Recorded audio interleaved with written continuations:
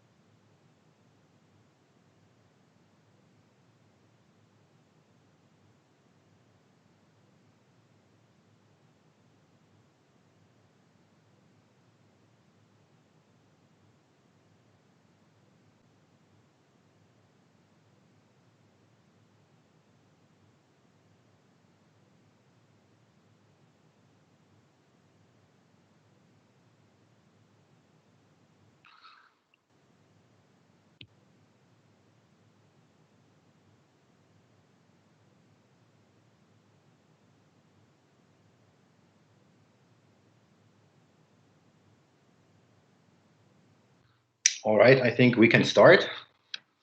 So, welcome to our live session. Today we're going to talk a lot about studying in Denmark and going to go through some various subjects, mainly about us, who are we, how did we actually get to Denmark, and also how do you find some accommodation, how do you find a nice place to live, and finding a job.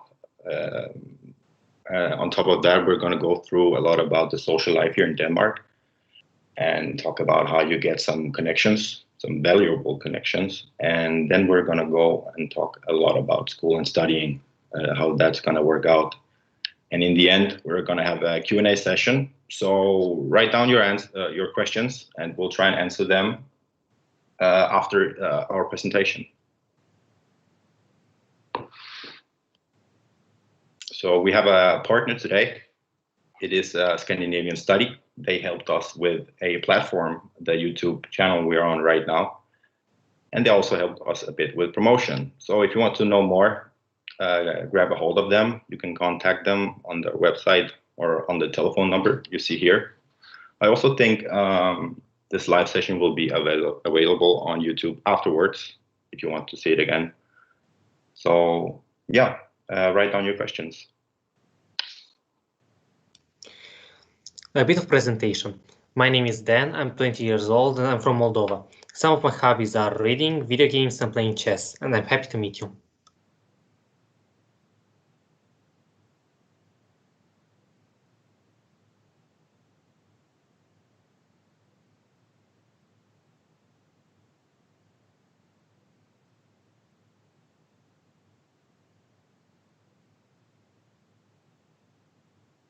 Hi guys, my name is Laura. I am 23 years old. I'm coming from Slovenia. And in my free time, I like to go for walks in the nature, listen to some podcasts, and enjoy good food with friends. And I am Casper, 29 years old. I'm from Denmark, born and raised. I like diving. I like doing random projects where I can learn some stuff or make some money. And I'm also one of the oldest people in the class. Hi everyone, my name is Julia. I'm from Romania and I'm 23 years old. The first time I came to Denmark was through an Erasmus scholarship in 2017. I loved it, so I decided to move there and also started a new education last year. I'm into sports, whatever kinds of sports, but especially tennis, yoga, enjoying a good book, and I love traveling. It's very nice to meet you all.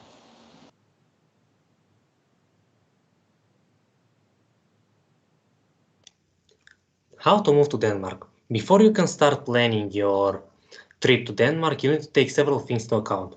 The first things are the CPR and the name ID.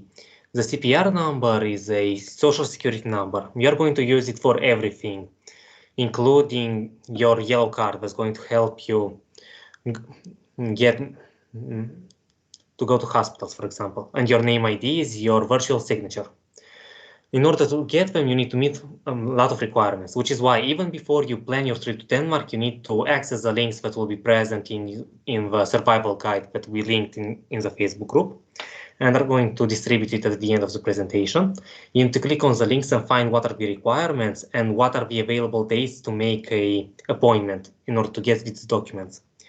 One very important detail is the fact that you need to make the appointment no later than 2 days before the actual date, because your application for the appointment needs to be processed for 2 days.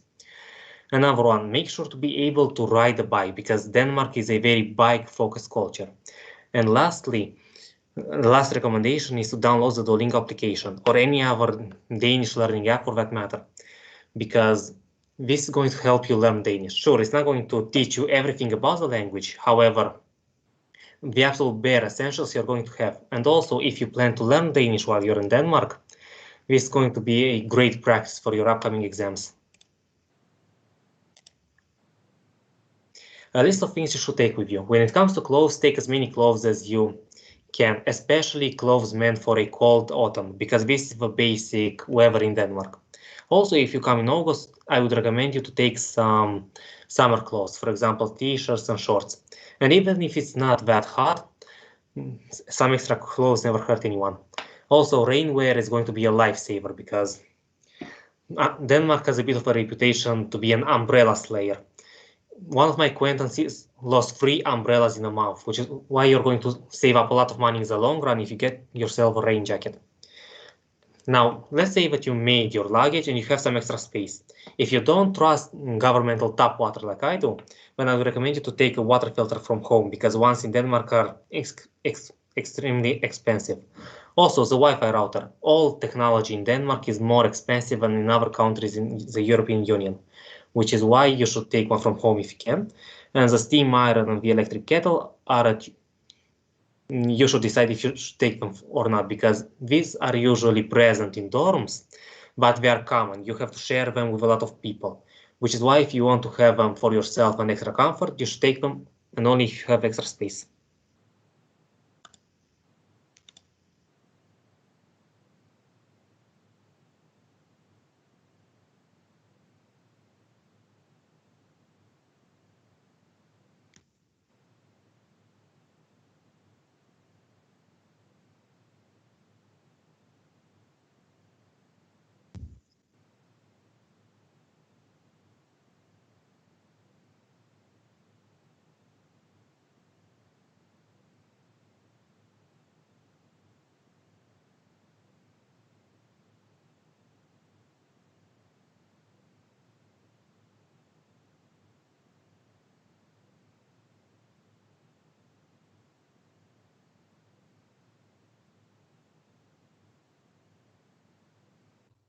Dennis, there are some problems with your audio. They can hear the rest of us, but they can't really hear you. That's weird, but maybe you should reconnect your headset. In the meanwhile, maybe we can move on and come back to this part of the presentation. I hope it works right now. None of them can hear you. Yeah, I think just wait for them to say something in the chat. I think it should be working fine right now.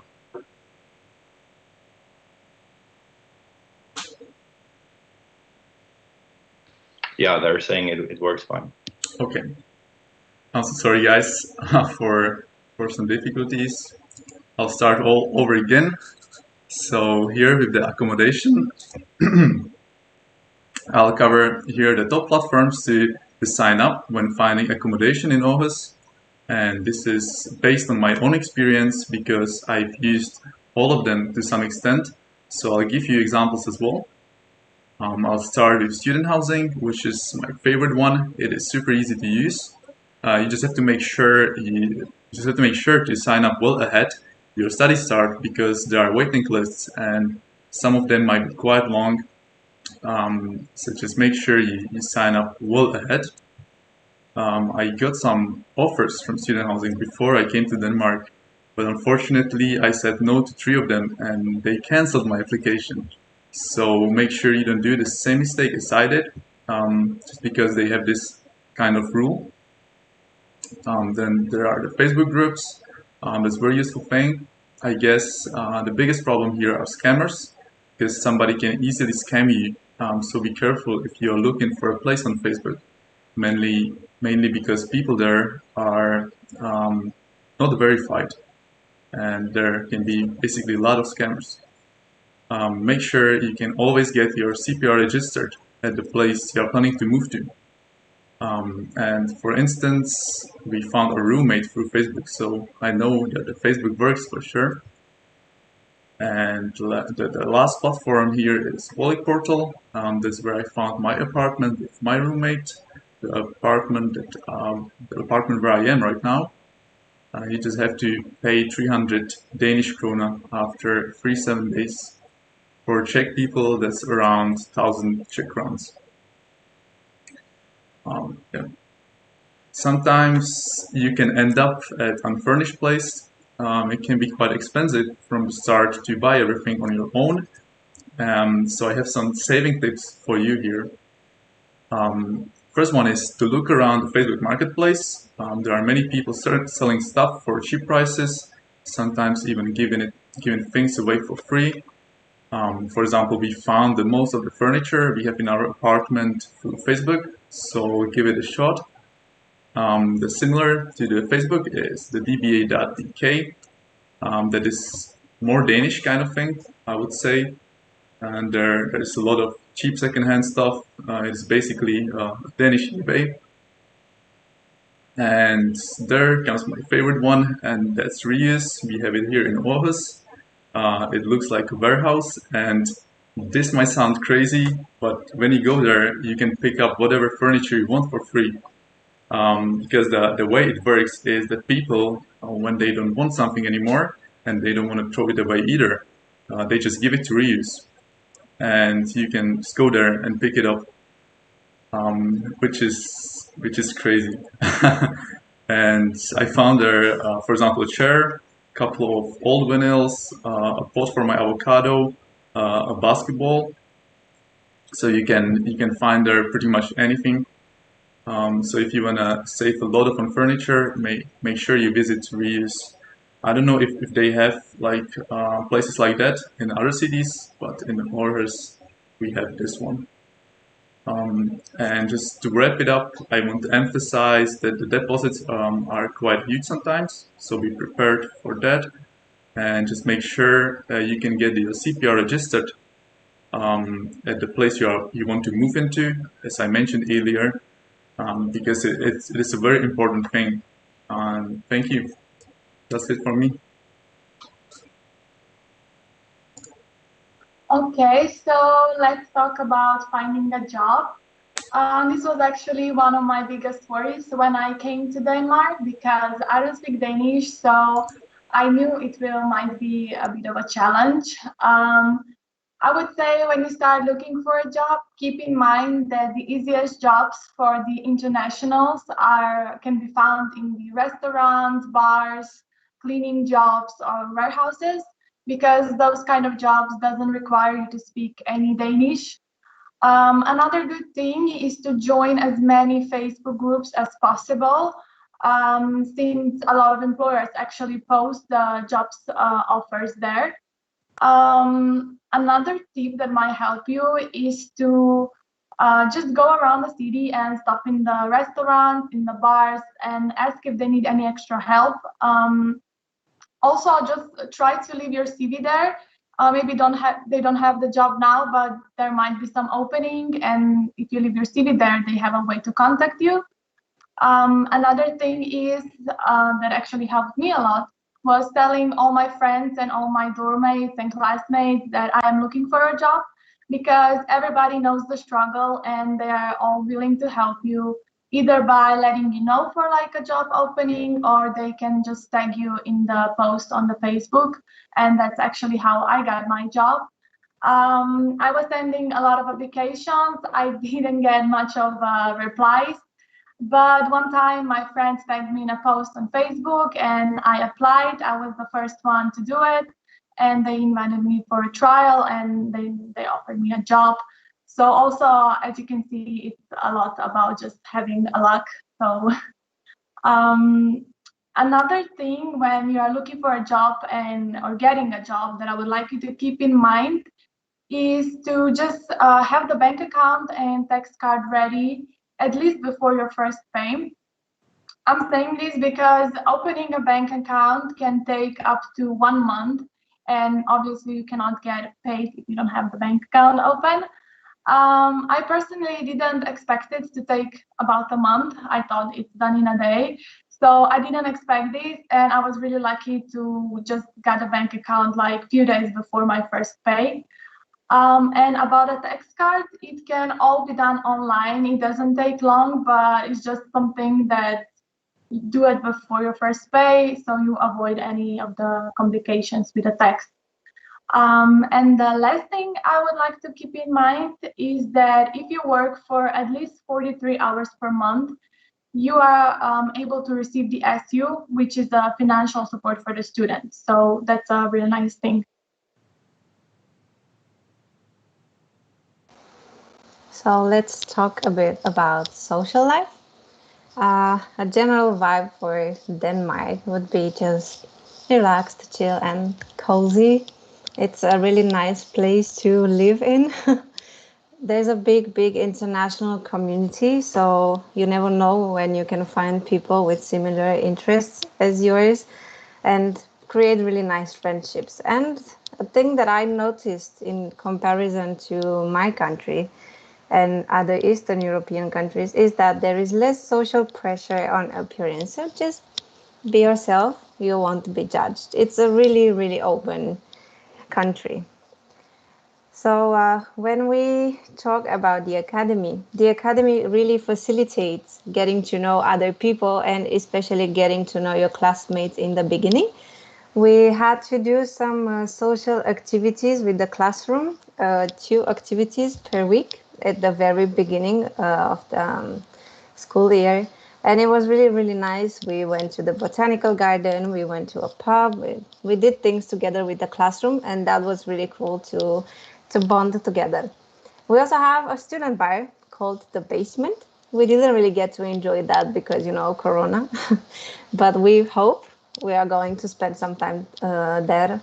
I don't know, have a drink after class or whatever. The academy also has the buddy program, which means that one of the older students, like we are going to be, like second year or older, is going to be assigned to you if you enroll in that. And that means that he's going to show you around in the first weeks. You're going to have some social activities together. So it's really nice to have that in the beginning, just to get a feel and a touch of the academy and of Denmark in general. And the academy also has plenty of events that they host. Recently, we had the Coffee and Walk event at Business Academy Aarhus, just to wipe out some Corona vibes and staying inside our homes. So yeah, just enjoy some coffee, tea, some snacks, and a good talk with our classmates and teachers. It was really nice.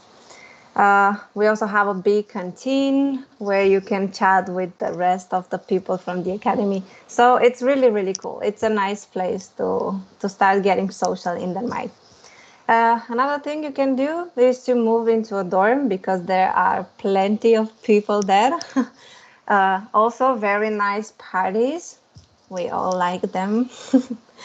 You can also join Facebook groups. I was not a Facebook person. I didn't have Facebook for 3 years, but it proved very beneficial for me to just make one and start joining some groups. So yeah, one of them could be international in Aarhus, internationals in Aalborg, expats in Copenhagen, and so on, where you can also find some piece of advice or people with similar interests as yours. There's also a language exchange group. So yeah, go for it. And also try to engage with as many people. You never know when you can find someone that likes the same things that you do or that you can learn from. So there's a plenty of things that you can do in Denmark. There's a lot of nature and sea. You can swim, surf, skinny dip.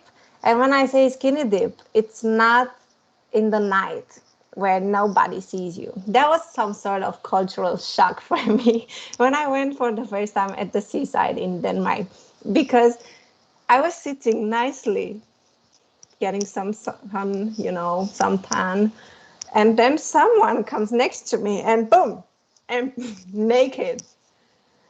I'm like, what? What are you doing? Because in Romania, it's separate. So yes, you can even skinny dip at any time. You can also feed the deers, for example, closer to Aarhus. It's Marselisborg Park, and it's really nice, but go there with carrots and apples, otherwise they will ignore you big time. Just walk in the woods, barbecue, picnic, and be physically active. In my experience, it's quite cheap to get a fitness membership, a tennis membership, go swimming at the pool, and so on. Comparing to other countries, they really do good things with the sport. So let's go to shopping. Shopping can be quite expensive. Yes, but when you start to know your way around and you know what to buy from where and whom, then it gets much better. But some tips would be just go to flea markets, which are called genbrug in Denmark. So it's no shame in buying secondhand things. You can find great stuff. Also Facebook groups, of course, the Facebook market as well. DBA, as Dennis mentioned before. And also a nice thing in the supermarkets is that instead of letting things get spoiled or just throwing them out, for example, in Rema, a discount store, they just put them on sale at the end of the day. So you can find really good prices on meat or other stuff, you name it. So yeah, also some free stuff. There's a free stuff section because it does exist. Danes, when they redecorate or do something in their house, or just they don't need something anymore, most of the times they would just leave it in front of their door. So it's fine to just pick a chair and go. Don't feel like a thief. Also reuse, as Dennis mentioned. You can also find cutlery. I found a lot of English books.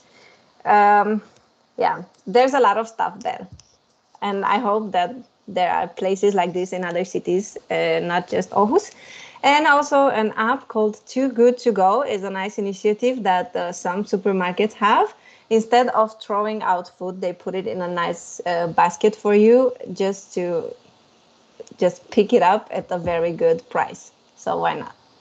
And when it comes to transportation, as Dan mentioned before, the bicycle culture is really high in Denmark. They have very good infrastructure, even found it like in the margin of the woods where you wouldn't expect like a biking path. So it's really, really cool. Just get a bicycle. That's amazing. But if you need to go around with public transportation, make sure to get a membership. Otherwise, it gets quite expensive.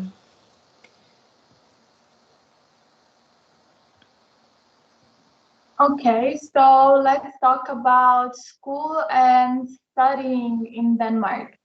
So as you may heard, Danish school system is known as one of the best ones, and it's also free for all the European Union students. And as I already mentioned before, you can get a student help. It's called the SU. You just need to work for at least 43 hours per month. In general, the atmosphere in class and in school is very relaxed. For example, in Denmark, you can call teachers by their first name. You don't need to call them Mr. or Mrs. or Professor like we do where I'm coming from. Relationship between the student and professor, as you can imagine, it's very friendly.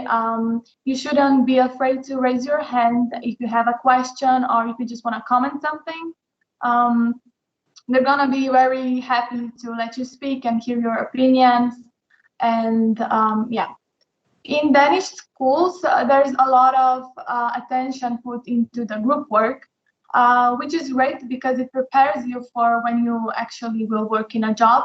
And you can also learn a lot about yourself, just about how you work in a group, what you need to improve. and so on. As we quickly mentioned before, we are studying at the Business Academy Aarhus. And I think probably the main reason why we went to the academy and not to the university is because the academy offers you more practical knowledge. In each of the semester, you have like 2 projects. We either get a chosen company or we can choose it by ourselves. And then we work on different stuff. For example, preparing a marketing campaign, marketing plan, doing a research, or like we are doing now, preparing the event. So that's very exciting, and you can learn a lot and gain practical skills. In my personal opinion, the studying at the academy is not so hard if you follow up the lessons. You can easily pass with like decent grades. And as Julia already mentioned before, the academy organized social activities, which are very, very helpful in the beginning when you just move to Denmark and you don't really know anybody. So it's really nice to just get closer with your class and to have some friends.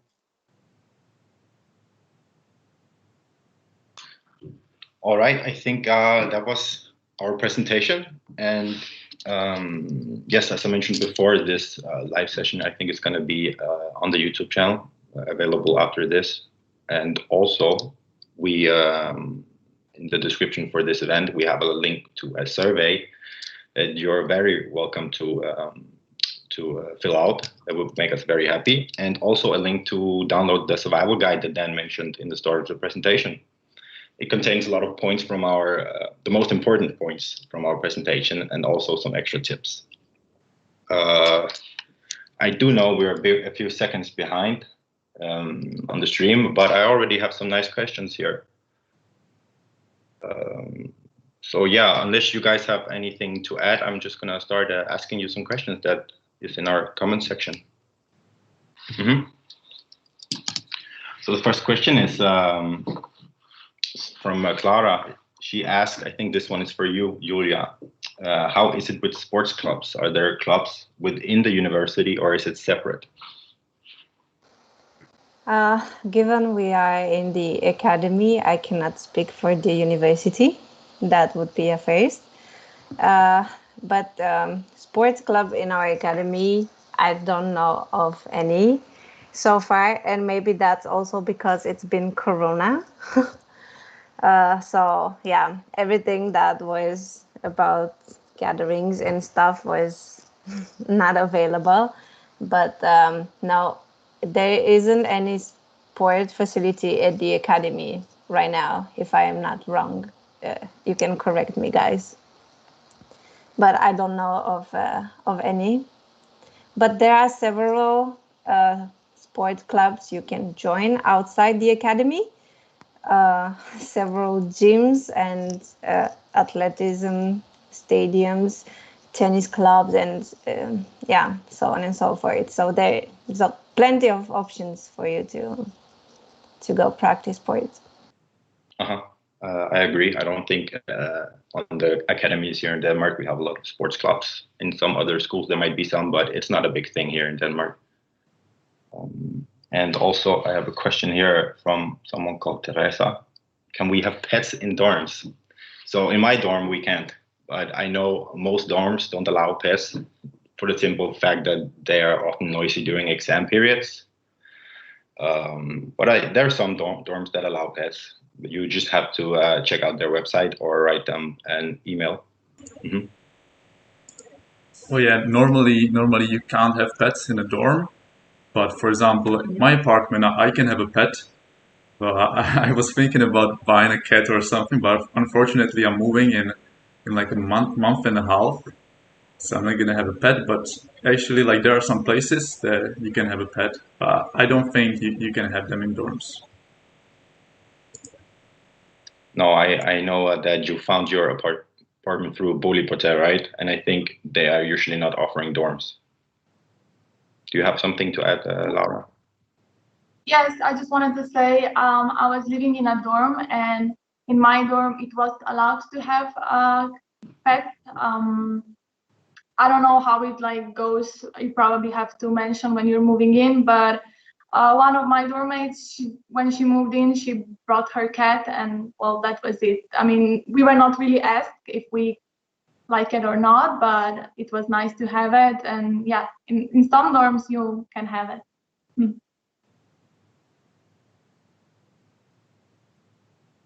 All right, I have a question here. How do you get the SU? Do you have to request it every single month?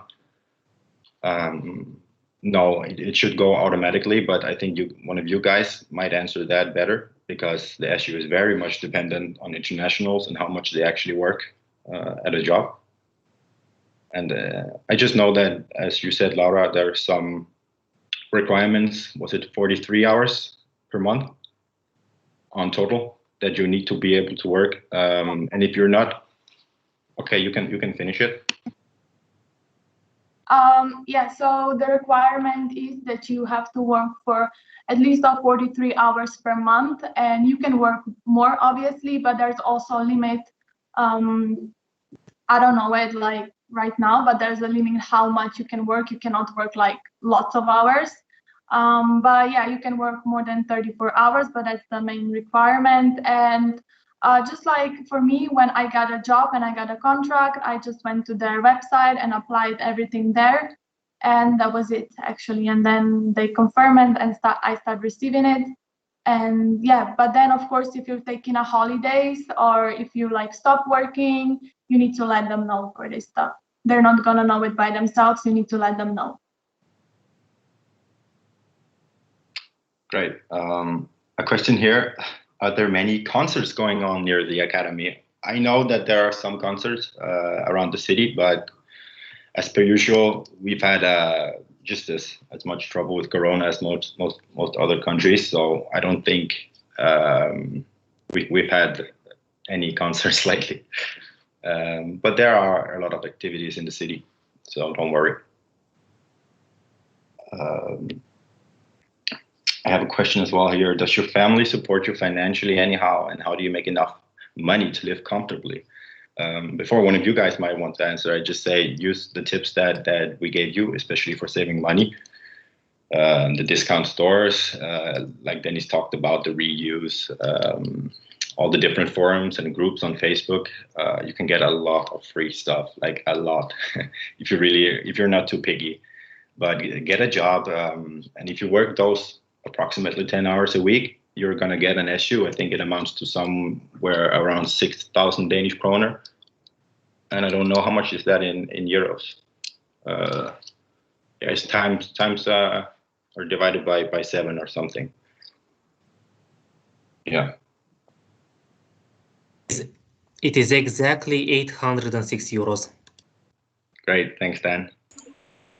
Yeah, for you Czech guys, it's around 20k Czech krona.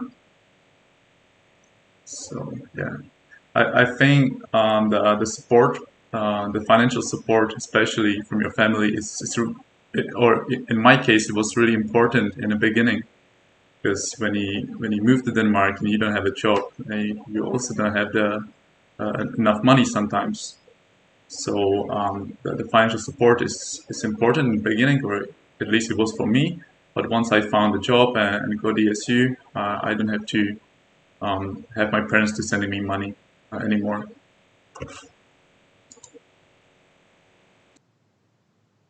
So we have a question about the teachers, the staff. Are they nice? Are they working hard and learning hard? I think the question is. But yes, I would say yes. Keep up with the class, and you'll actually be surprised how much you can learn during class.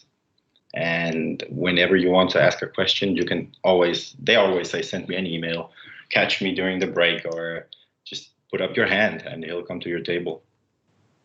So yeah, I'd say they are very welcoming to any kind of question and always willing to help. There's a question from me as well, how it is to study as in an international class as a Dane. And I would just say I'm very positively surprised. I love the culture clashes. I love the way that people are surprised about stuff in my country instead of just being in a class full of Danes like I've been all my life. So yes, I think it's very exciting.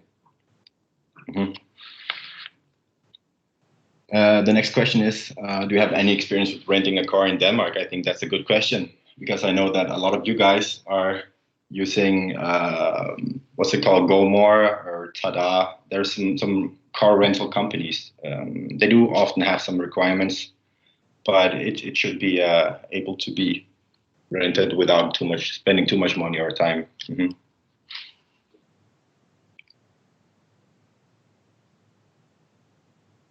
So I have a question also about how much time it will take to process the CPR number at the office. Is it within a day or do we need to wait weeks? I cannot answer.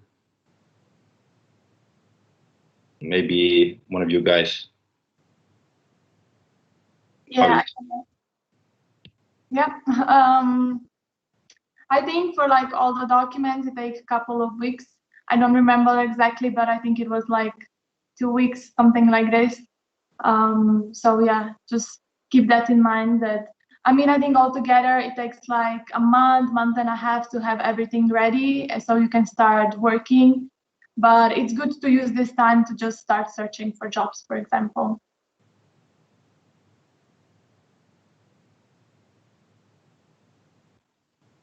Oh, great. We have a question as well about the personal projects, I guess, spare time and doing stuff in your spare time.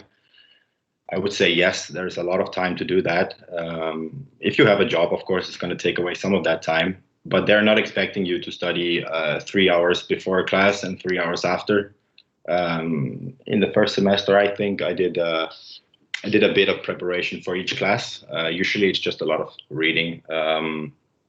And after that, we didn't have a lot of homework, but mainly we come into these project periods where we can basically manage our own time. So that's really nice.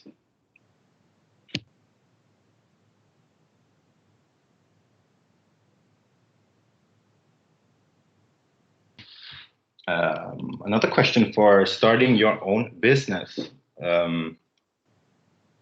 Yes, there are a lot of, Denmark has been known for being a very,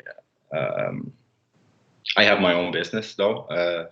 It's very easy. You can just go online and order a CVR number. It's kind of the company personal number, just like the CPR you're going to get for yourself. So the government can recognize you by that number and also your company. But there's a lot of startup sites. I would just actually ask Google or any search engine or contact me after this. There's plenty of sites that's going to help you. There's plenty of legal advice for free. We have a lot of experts in each municipality that's handling all the businesses in that municipality to just help you get going. And yes, you can also search some grants.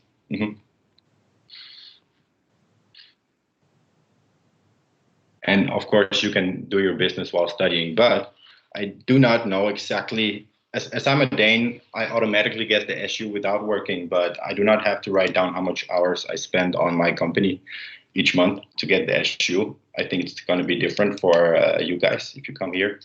So be aware that there will be some clashes here, but I'm pretty sure also someone from the academy can help you with that. If not that, you can call up the SU office. Just write su.dk and there's an English version and a helpline.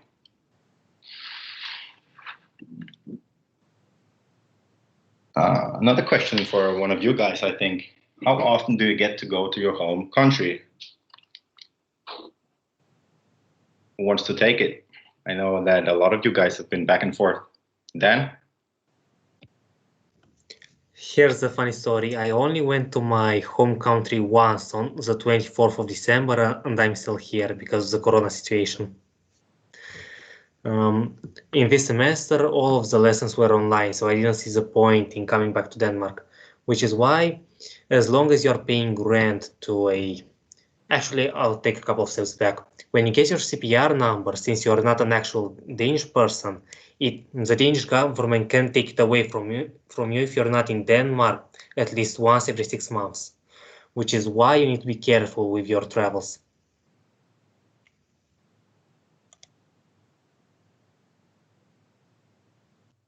Julia, you want to add something?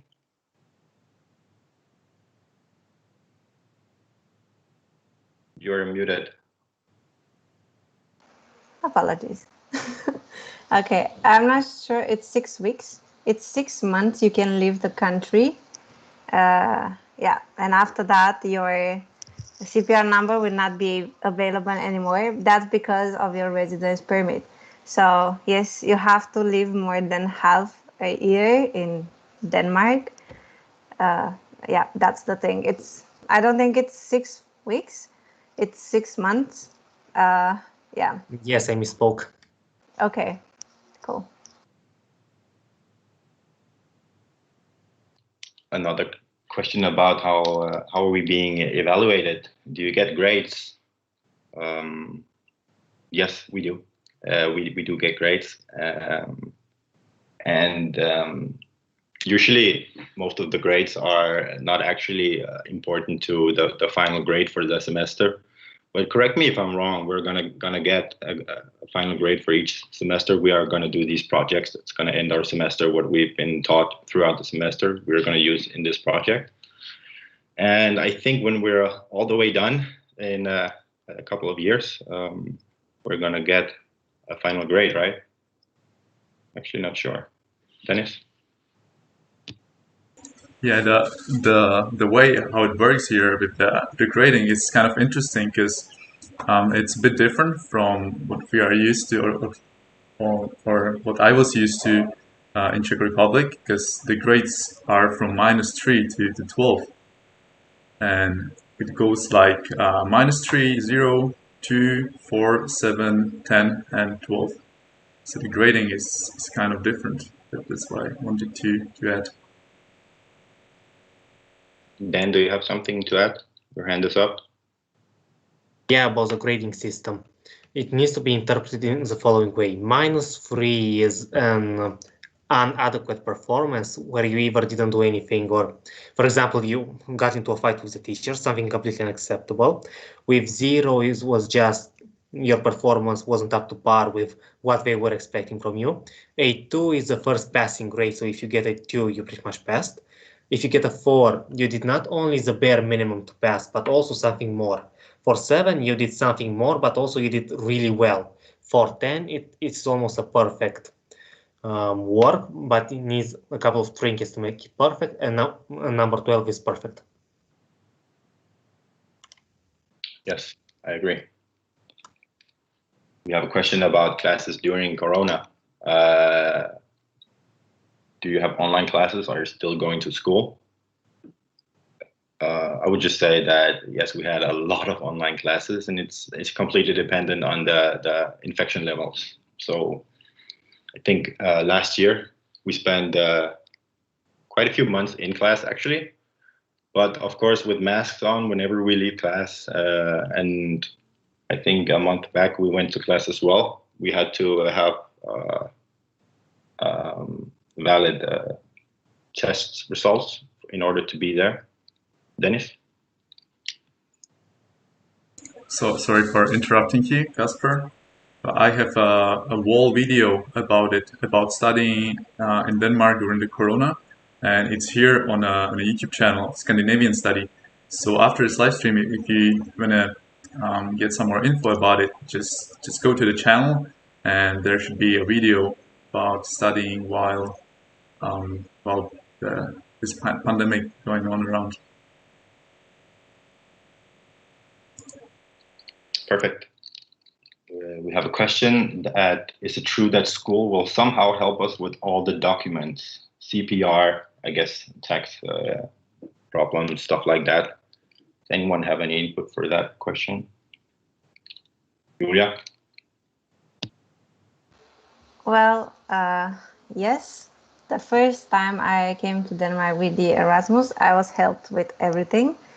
But now I will speak from Business Academy point of view, and they did actually have like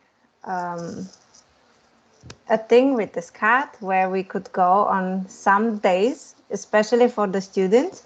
So you wouldn't have to get like an appointment for that. You would just go on that day that was assigned specifically for the students. And yes, the Academy really gives you a lot of information on how to do everything. And I'm pretty sure that if you ask within the secretary or something, that they will actually help you a lot. Super. A follow-up question. When I finished my application, it generated my CPR number. Now I hear it takes several weeks to get it. Is the generated CPR number not valid? Oh, Julia. Well, your CPR number is generated as yours was. It takes some time until you get your yellow card. And your yellow card is basically a card for your medical insurance that also has your CPR number on it, address, and so on and so forth. But yes, your CPR, I actually got it on a paper. It's active from the moment you get it. It's your social security number. Also, I forgot to add that when you go to get your CPR number, there are special days designated for students for them to come and get their CPR numbers. Before you come to Denmark, it would be a very good idea to go on their website and see if you can get to those special designated days, because on those days there are some volunteers who could help you with the paperwork.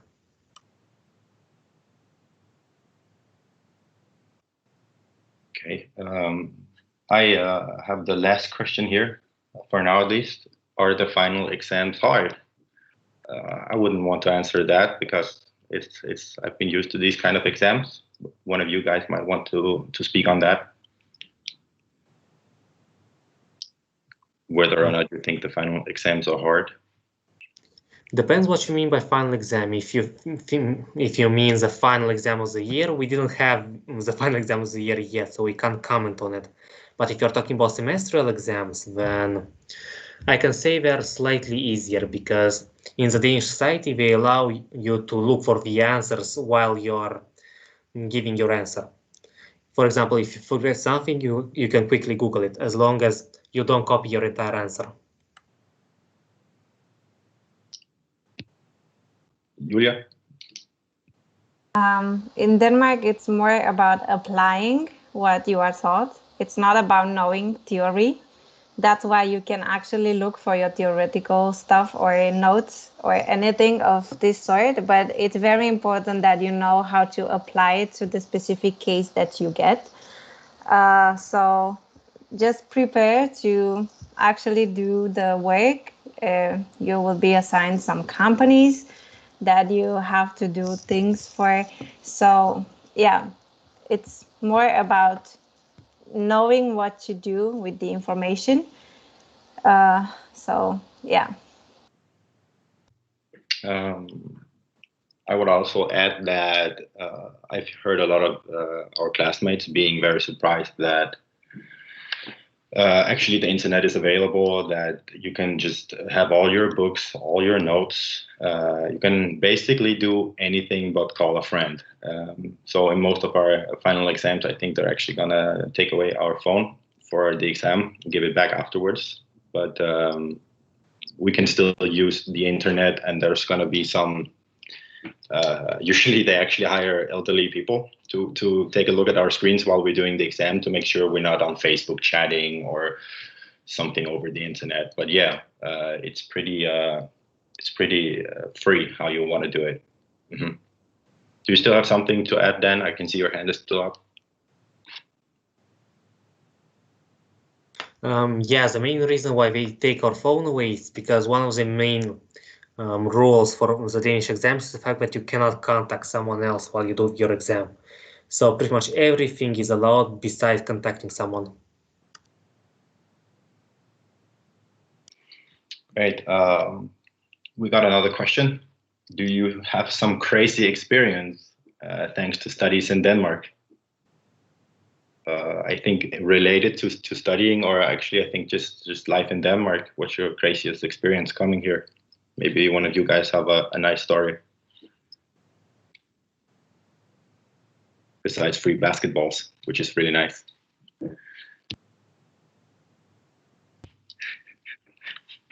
I think I can mention one of my crazy experiences here in Denmark. I hope it won't scare you from coming here. I actually got one guy at work, or I'm working as a pizza delivery driver, and I was delivering once an order to someone, and it was a very, very creepy place. When I came here, he wasn't, he wasn't pleased with my service because my boss gave me wrong address before, and it just ended up that him talking to me, he told me that he wants to kill me. It was a very unpleasing experience, very scary experience, but I survived and everything is fine now. But it happened a few months ago, and it was the only time I felt unsafe in Denmark. But apart from that, in my point of view, Denmark is a very safe country, and I feel there more safe than I did in Czech Republic.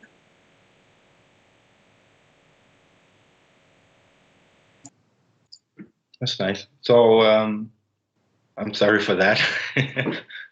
I hope it won't ever happen again. I've never heard of that, but maybe, yeah, he had a bad day. So we actually don't have any more questions on the live stream comment section. And I just wanted to, before we end, please answer the survey if you have some time. And also remember to download the survival guide. It has some nice tips that you didn't get here and some nice links. It's going to be in the description here on YouTube. Oh, last question. 2 last questions. Do you get some kind of scholarship? I think there's Erasmus students, right? They get scholarships, but other than that, I know nothing about it. You guys have any comments? Well, basically the scholarship you would get would be the SU. If you work, you get that money from the state. But other than that, well, tuition is free. So, no.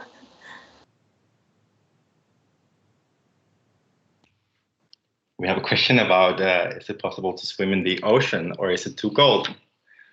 So I would say yes. We have a lot of people who swim during the winter. I do not do that, but during the high months of summer, yes, it's very nice. It's it can be up to 20, 21 degrees, the water, I think, Celsius. So yeah, it's really nice. Do you have a comment, Dennis? Yeah, I just wanted to say that I'm the one who was swimming in the sea during the winter. Yeah, I've been to the sea, like to swim, I think 4 times, something like that, during the winter, and it was very nice. But I do some cold showers, so I think my body is used to it. I wouldn't try it during the winter if you don't have any experience with cold swimming, ice cold swimming. I agree. We have another question. Do you have any restrictions when it comes to your behavior as an international student? I am surprised about taking your phone away from you. Is there anything else? I think actually they just log it inside a box inside the exam room, so you know where your phone is. So yeah, you'll get it back once you hand it in your assignment, I think.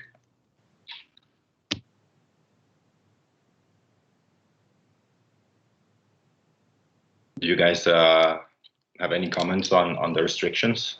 Well, during class, we're not really allowed to use our phones, but not that this is not only disrespectful towards the teacher, but the lessons are mainly so captivating that you don't really want to spend time on your phone. So yeah, but it's not a very formal environment. Sadly, because of Corona, we had to sit like in amphitheater way, like the tables and the layout.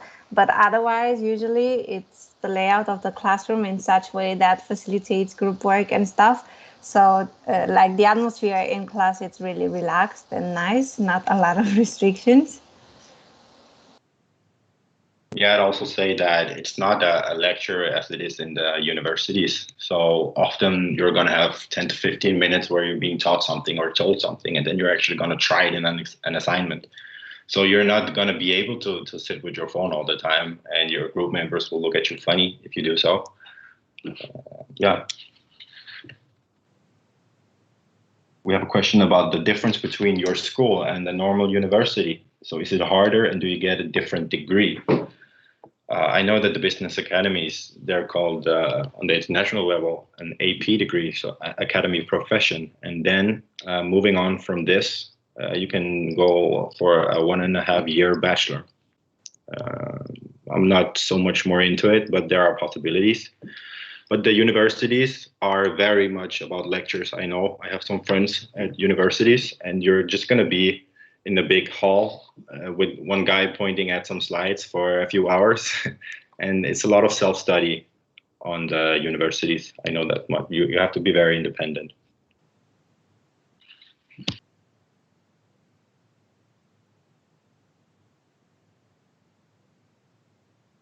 We have a question from someone named Philip asking, did all of you get to university for your first priority? And I think he's talking about the academy. This was my first priority, and yeah, I got in. We have, though, I think a set number of Danish people, a maximum that could be in each class. So I think I was lucky. I don't know about you guys. Julia, you had your hand up. In my experience, it was also my first priority. But I know in the beginning of the year that not everybody got in. I'm not sure if it was their first priority as well. But yeah, for me, it was the first one. And I know for several others that it was their first choice as well. Perfect. Last question is, can you show this whole presentation again so someone can do some screenshots? And I think, yeah, it's going to be, this live session is going to be as a regular video on this YouTube channel. Correct me if I'm wrong, Dennis, where you can actually pause it and play and pause and play all as much as you want. Yeah, Dennis. Yeah, the whole live stream would be available after we end it. It's going to be on the Scandinavian Study YouTube channel, so on this channel. And I heard from some of our participants that there were some troubles with the survey that is in the description of this video, and it should be corrected now. I think it works, hopefully.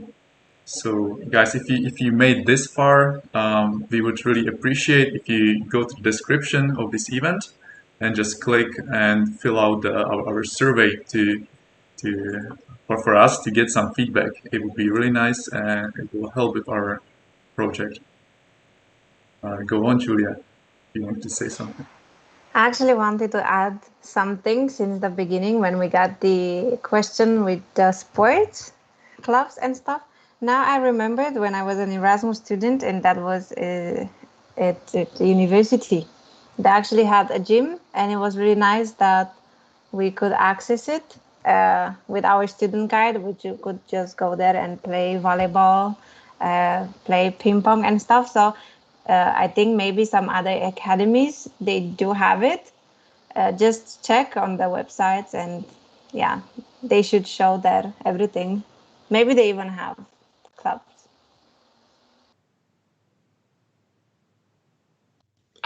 I also wanted to add a thing about the financial aspect of it all, because I'm pretty sure international debit or credit cards work on the territory of Denmark. So in the first month while you're in Denmark, you can use a Czech credit cards for pretty much everything. Can I add about if your parents were helping you financially? Well, because with me, I mean, I make sure that I had some savings before I came to Denmark. And of course, my parents helped me with that. But once I was in Denmark, I was just like on my own kind of. So that's why my priority was to find a job like from the day one. But yeah, I mean, of course, it's good if your parents can help you some way, because it takes some pressure off. Because for me, it was very, I mean, the main thing I was caring about was just I need to find a job. So it's nice if you don't have to worry about it so much in the beginning. But on the other side, it makes me like push it a bit more. So I got a job faster, and then I was able to stop living off my savings and getting some new money. Cool. I just want to say to you guys that we had a lot of very nice comments, and thank you for all your nice comments. I can see that a lot of you guys actually got something from this event. So yeah, that's I guess that's it. Julia, there's the last question for you. What did you study before, and did you finish your degree? Well, I studied physical education and sports in Bucharest, Romania. And I left with the Erasmus scholarship, and then I came home and I just wanted to return to Denmark. So no, I didn't finish that education. So I enrolled in this one, where I'm very happy actually. So yes. Okay, so thank you everyone for coming today and for your very nice comments and a lot of good questions, relevant questions. Remember, in the description, we have the survey link. We have the link to download our survival guide made by us. And yeah, we're just going to hang around for the next minute, because I know the stream is a bit behind, to make sure we picked everything up. And thank you for coming, guys. Guys, thank you so much for coming. If you have like some following questions on us, just feel free to contact us through the Facebook. So just go to the event website on Facebook, and you can find there like the profiles of all of us. So just feel free to write if you have some questions. And thank you again. It was amazing.